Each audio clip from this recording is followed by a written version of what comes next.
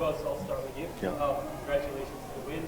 Can you give us your thoughts on the game? Yeah, obviously we know Geelong are a tough opponent, and especially like having like Peely back.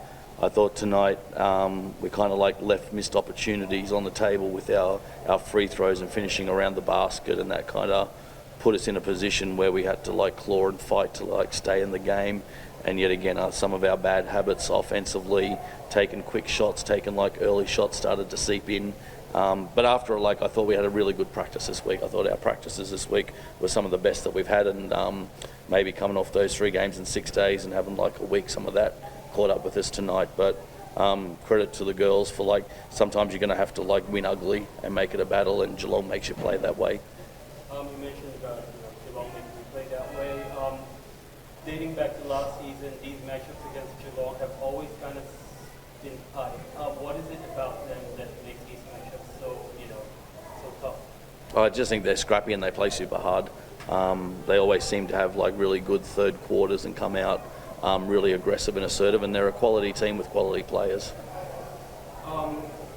Throughout these past 4 games in this winning streak, the 3-point shooting has picked up.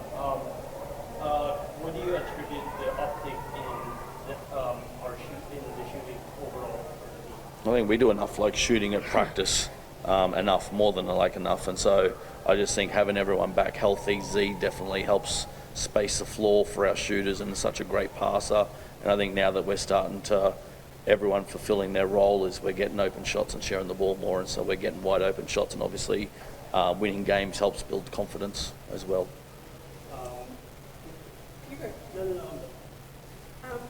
Jade, Z and Sarah are all named in the Oval squad this time round. How does the Cups program encourage world-class excellence? Recruiting world-class players. I guess obviously those 3, huge honour for like those to be named in the squad like again, and obviously they're a foundation of what we were trying to like build here and continue to build like with the Caps, and so a great accolade and a shout out to them for like their excuse me, their inclusion into that squad, but also like obviously it's a team game as well, and so they I'm sure all 3 would say they wouldn't be out here without their teammates along beside them. Gus, we've had you in the WNBA as an Atlantic Dream assistant coach, and now your brother's over with Unrivals as a performance coach. What's been the key to putting Australian, not only players, but coaches and performance staff on the map, and how much does that mean to you as both a brother and a coach? Yeah, obviously really excited and proud of Brent's achievements. I think, I'm biased, but I think he's one of the best in Australia at what he does, both like from an Opal standpoint in WNBL, his work ethic, and how much he just like loves his job and he wants to make players better.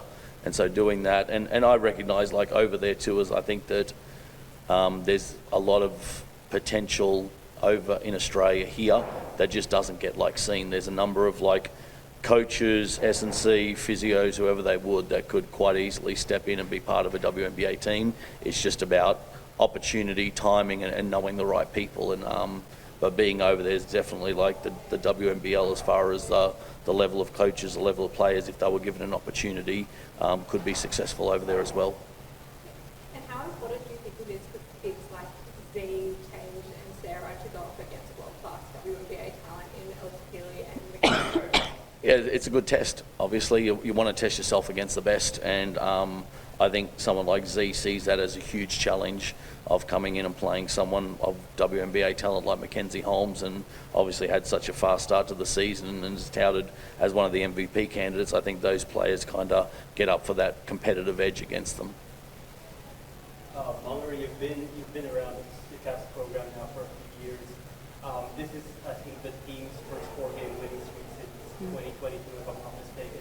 How does it feel to kind of like finally be part of a team that is taking that like next step in the Caps? Yeah, obviously it's incredible. I mean, winning games feels really good and it builds the confidence, like Gaz said. But I think it's just really cool to be a part of a group that works really hard on the court, works together, and then are really close off the court. So it's just been great, to be a part of that. And I think I'm really excited, and we're really excited for what this season holds. So even though it's 4 games, I don't think we can rest on our laurels. We have to keep pushing. And I think tonight, like Gaz said, it's a great great test for us because they play so hard and they have a lot of, tricky actions, but I think it's a step that we need to keep growing. We can't plateau. You're at 6-6 now, halfway through the season.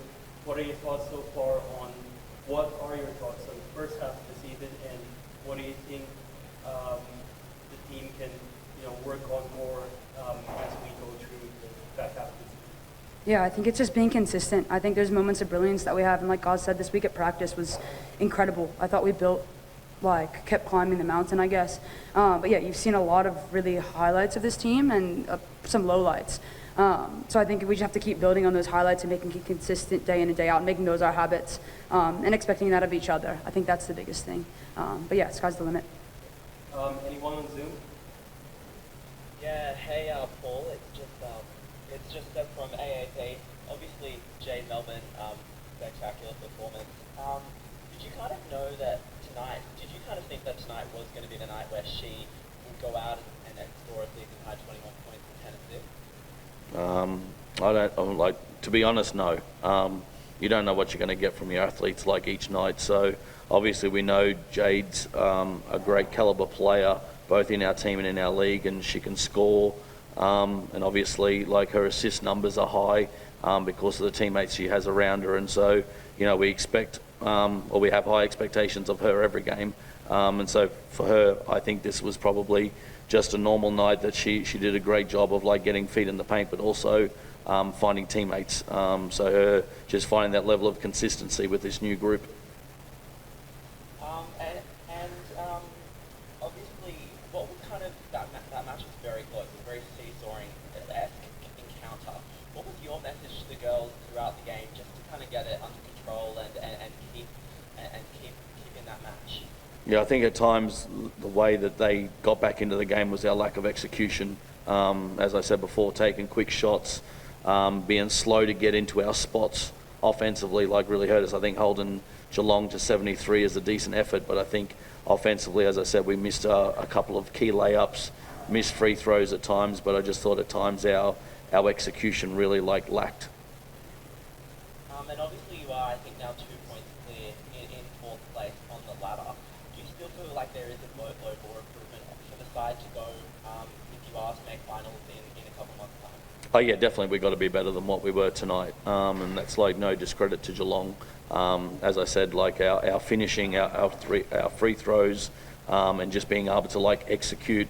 When they get up by 4 and we come down and take a quick shot or a 1-pass-3, that's where we need to definitely be better in the game management part. So definitely there's continued room for growth for us, and obviously the ladder is the ladder. We just got to take care of our own business. And Nicole, obviously it was another close one against Geelong. What was the emotions kind of running through your head in those final last 5 minutes? Oh, just execution focused. I think that's what we prepare for. So don't get too high, don't get too low, and what's the next job? And we did a good job of communicating that, guys, to us, and then us on the court, what our schemes were, and just staying in the moment. So good to get another win, and a lot to build on. And we saw your teammate Issa got another start tonight for the Capitals. Can you just kind of talk us through how she adds to the squad? What do you think? Yeah, 100%. I think what you see with Issa, on the court, it's incredible. But really, what she is in the locker room and what she is for this team is something that doesn't get enough credit. She's one of the best leaders I've been around. Just so selfless. Works really, really hard, and it's just there for everyone. The emotional intelligence that she has is next to none. And her leadership has been, I think, what's really taken us to that next level. So I'm really happy to see her doing well on the court, but really what she means to this team off the court, it's even more. So she's an incredible human, and so thankful she's in Caps colours. Thanks, guys. That's all I have. Thank you. Awesome. Thank you. Thanks, guys. Oh, I thought we were done. No, I live up all, mate. With Satina running pick and rolls, it seems like Jade's down sort of her comfort zone, and tonight obviously was the epitome of that. It's the best she's looked all year. From your point of view, is this sort of the key to unlocking Jade for the rest of the year, having Satina as that rolling option? It is, and obviously we played a bunch of games without Z, so how we envisaged this team and how we wanted to play, we didn't have Z for a chunk of that time. So now being able to bring Z into the lineup and play the minutes that she's playing and play that two-man game in the pick and roll with Jade is definitely advantageous for us and a strong spot for us. So yeah, this is what we thought it would be. Will that continue to be better? Yes, like I can be in dealing with different schemes that we see each game. So I think it'll only continue to improve. And we saw with Shannon that he was moving around hard to as best he could in that first half, and it really gave Townsville the opportunity in that game. Is Jade's speed and sort of energy that could charge you guys something that's going to help you guys get past Perth? Yeah, obviously we've got to try and get her out of the paint somehow. Like, they play a lot of deep drops, and Han does a great job of protecting the rim with her length. I thought we didn't do a great job like last time, like just driving into her traffic. So yeah, definitely that's something that we've got to start working on for tomorrow and planning for Perth on Tuesday. That's all. Off you go. Thank you. Thank you.